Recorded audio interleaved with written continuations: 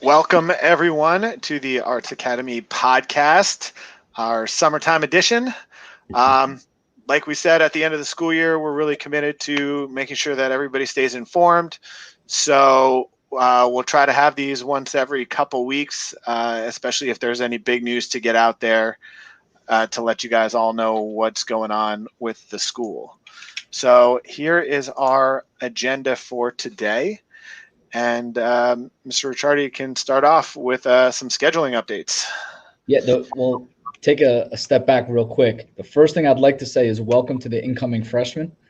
I'm going to try to send this out to them. I believe that all their emails are in Power School Messenger. So I believe when we send this out today, we can guarantee that the incoming freshmen and their families will get this podcast. So welcome to the podcast. Welcome to High Tech School. Welcome if you guys get it. From the messenger that I sent, it hasn't rolled over yet. Okay. So I removed the seniors to not send it to the seniors, but I only sent it to the current freshmen, sophomores, and juniors. If we can find a way to send it to new freshmen, that would be great. I have a little trick, so I'm going to try it. But okay, for anybody who is in our academy and gets this, feel free to forward this to any of the incoming freshmen, because I really want them to get a feel for what our program's about and get the information that everybody else obviously needs as we get back into school. So with that being said, let's start off with the agenda. Scheduling updates. The first two are kind of, co-joined there. The scheduling updates, third year language, fine art. That was something that came to Mr. Buscio and Ms. Alvarez as they were doing their scheduling, and then the electives for juniors and seniors. I compiled actually this morning, because we're more or less done with a majority of the schedule. I compiled this morning a list of the electives that will be at some point open to juniors. So there's a list of electives that are open to seniors. A lot of them they were able to register for previously when we had our course registration open. But again, there's going to be the opportunity to change. There's definitely two new. Engineering design is a new elective that wasn't offered previously. Emergency med tech wasn't offered previously. We added that in there. Introduction to astronomy and astrophysics is now in there. Anatomy wasn't offered originally. It's now in there. So as we've seen kind of what teachers were free as we've done the schedule, we were able to add some more electives. And again, there's going to be some electives that you did sign up for that aren't on the sheet. So what you need to do is basically contact myself, contact your guidance counselor. You probably want to wait until the information gets out there and you actually see what your schedule looks like.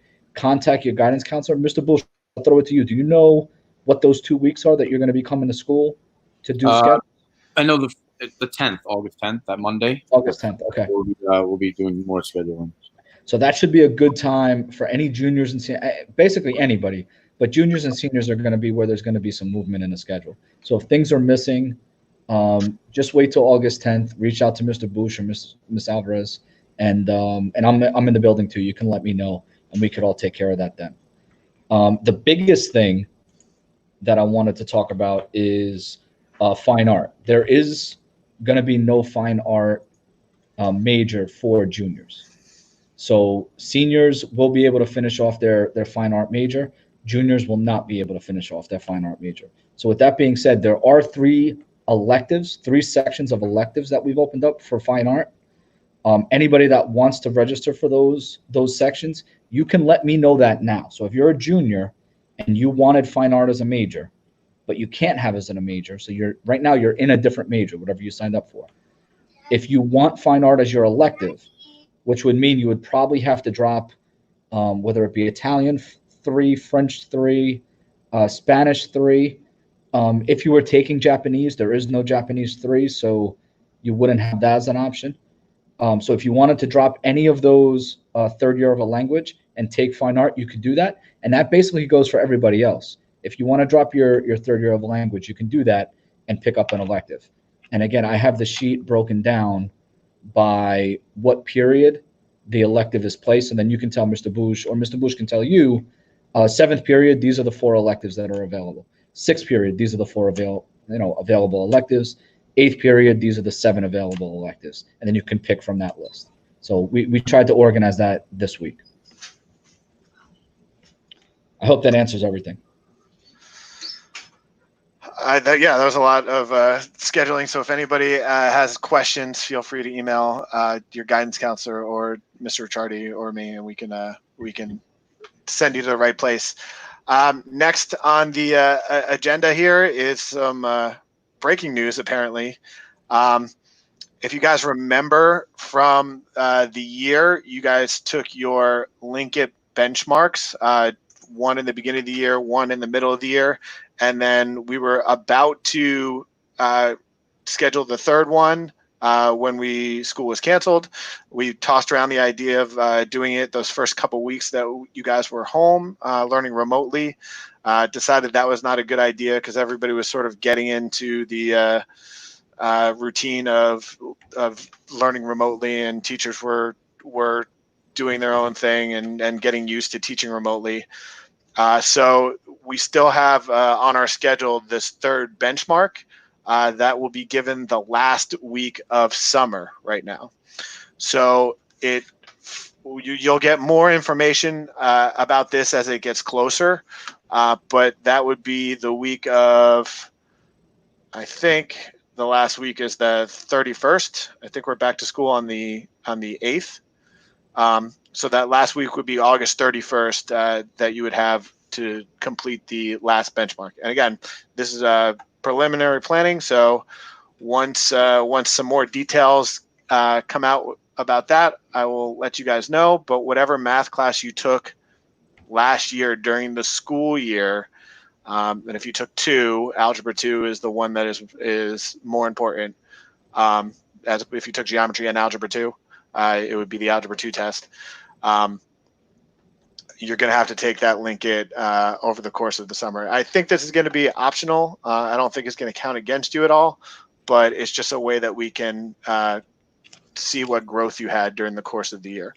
So more information about that coming in the next couple weeks, and it shouldn't, it should only take you a few hours to get both the English and the math done.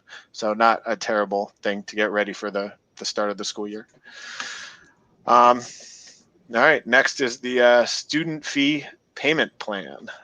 Yes, so Dr. Giammarella came on the podcast, I guess that was 2 weeks ago at this point, and spoke about the student fee. So I just spoke to him probably 20 minutes ago before, doing some prep work for the podcast. And this is the plan as of right now. The student fee is here to stay. So as of right now, they will be asking for the student fee. Incoming freshmen, the student fee is $600. I believe every incoming freshman paid that fee. Rising sophomores, juniors, and seniors, the student fee is $350, and they're still collecting that. There are some families who have not paid that yet. There have been families who have reached out to myself.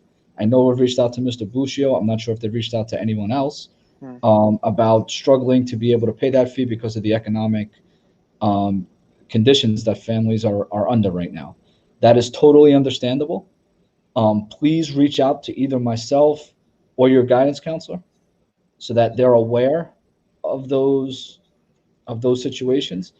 And then what Dr. Giammarella has done is he's developed a 5-time payment plan where you can make 5 payments to pay off that $350 fee by December 31st of 2020. So that is what he's looking to do. And what he's basically saying is you can pay August, September, October, November, December, use those 5 months, or if you want to pay in January, and then obviously August and finish up in November if you'd like to do it that way. If you want to make 2 lump sums, that's fine. But what he's proposing is 5 payments to make that payment of $350. Now, with all that being said, if it's an issue, please reach out to us so that we can make a note of it and pass that information along so he's aware of it. But the biggest thing, and again, in the description of this show, we'll put the podcast the show and Dr. Giammarella's interview. So if you want to go back and listen to what he had to say, but this will pay for a lot of the things that was lost out of our budget last year, and what I anticipate will probably be lost out of our budget this year and next year because of the economic conditions in the county and in the state. So with that being said, the fee isn't going to go away, because if we don't charge the fee, we're going to have trouble offering LEAP courses. We're going to have trouble offering courses over the summer. We're going to have trouble having the security in the building for those extra hour stuff. So, I'm trying to give you as much information as I remember Dr. Giammarella saying, but that's more or less where we stand as of right now with the student fee. But Tone and Bush, did I forget anything? No, I don't think so. And we'll definitely I'll put the short, the video with just Dr. Giammarella talking attached to this. But that was basically what he talked about, is that there's, things that have been cut over the last couple of years that we can now bring back. And since our budget is going to be pretty much frozen for the next couple of years, since all this hit, and the state is like every state is running through a lot of money right now. So we're probably not going to get all the state funding that we need. So this is going to be a way for him to, be more flexible with where he can put money and offer all sorts of programs that hopefully we can all have.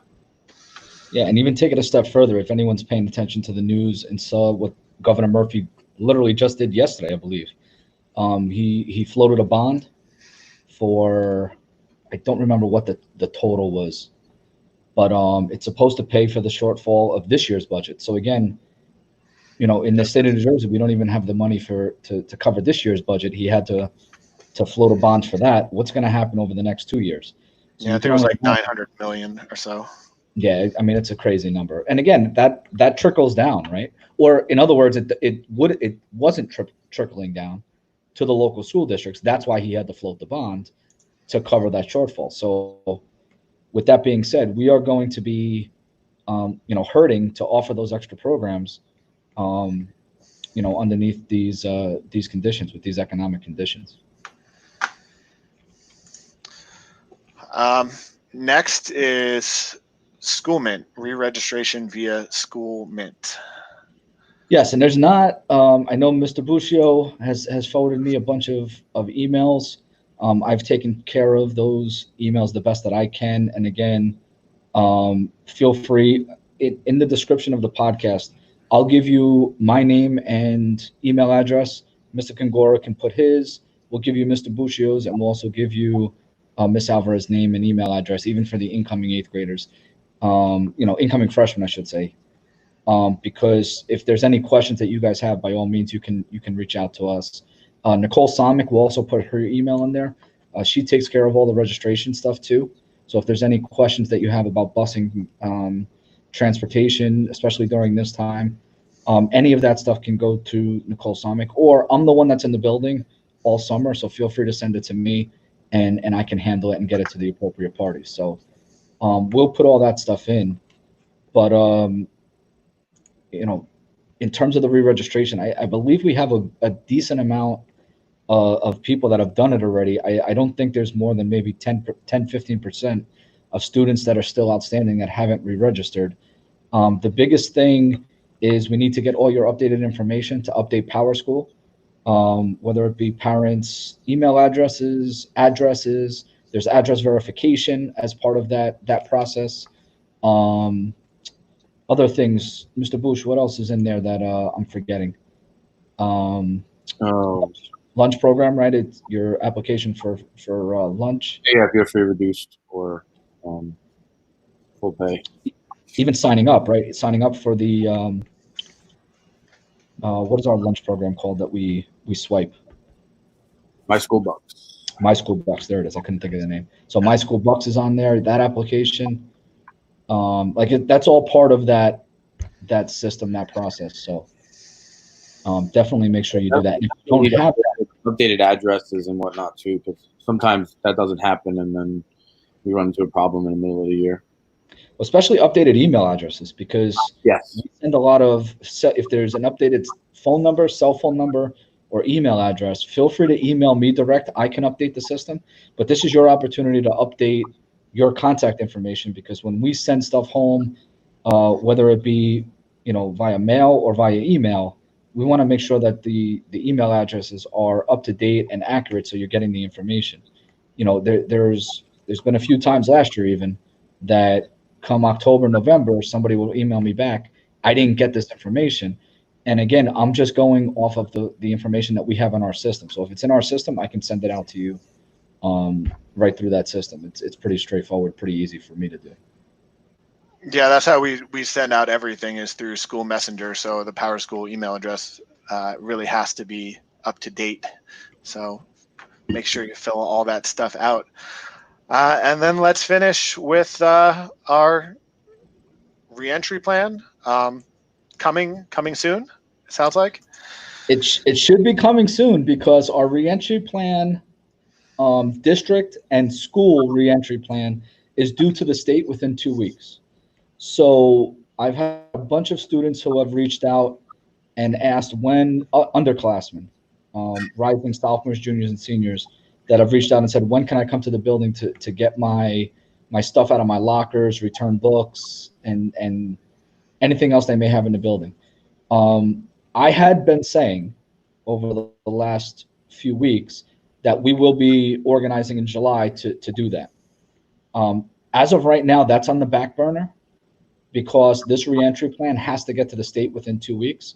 So everybody here is basically meeting for multiple hours a day. We actually have people from other districts in today talking about the reentry plan. The board is in today to talk about the reentry plan. So they just, all the man hours are being spent on that reentry plan at this point. So to that end, there's not going to be anybody that's going to be, we're not going to be able to do a mass returning of locker items over the next 2 weeks. So to that end, there's a very good chance that we may not do that until the beginning of the school year, just because we don't have the people around to be able to do that in a safe way. Again, we would have to get about 950 students on campus. So we would have to bag all that stuff up and then get all those kids here to pick that stuff up in a safe way. And that's also going to take away from the man hours, because all that stuff has to obviously be manned outside to make sure that everything is put in its appropriate places. So that may not happen over the next few weeks until we get closer to the school year. And then who knows how we're actually going to roll out the school year. Are we going to have, one class come in at a time as like an orientation? Are we going to have multiple days of orientation for multiple classes? There's a lot of proposals going around. It's tough for me to even speculate, because I'm not sure, what they're going to decide. We've put together a couple proposals. I'm very sure we're not going to start the school year with a full student body. Is it going to be half of our students? Is it going to be a quarter of our students on any given day? That's more or less where the proposals are right now. And they have to determine that. So that's basically it. I'm going to check my notes if you guys have anything to add. No, all I'll add to that is that as soon as we know what the plan is, we will get it out to everybody in the academy and the school. So don't feel like that you won't know until September what's going on. We will definitely have the plan due to the state. It'll get approved, and once it's approved, and that's going to be how we're going forward, we'll get it out to everybody so that you know what to expect. And the only other thing that I would add to that is, if there's anything that you absolutely have to get out of your locker, let me know. What I can do is I can go to your locker, grab that stuff, put it in a bag, leave it up at front with security. I can let you know that, and I can give you the security number, and then you can come and pick that stuff up. Students are not allowed in the building. They're not supposed to be in the building. Even during graduation, the seniors, if you're in contact with any of them, can tell you the seniors were not allowed in the building. Everything went on outside. Even some seniors who said, well, I need to grab this out of this locker, or maybe a special locker, a gym locker, a dance locker, musical theater locker. I was the one that had to go into the building and grab that stuff for the Arts Academy. So, with that being said, just send me an email. Let me know specifically what you need, if you need anything, and then I can kind of coordinate with security a time that you can come up, and they'll probably have it for you at the front gate. And that's about it, Tone. Yeah, I think that's good. Hopefully everybody's staying safe, and we'll look forward to letting you guys know what our year is going to look like. So hopefully sooner rather than later. But stay tuned for the next episode, probably in a few weeks. Until then, we'll see you guys next time. Bye. Later, guys.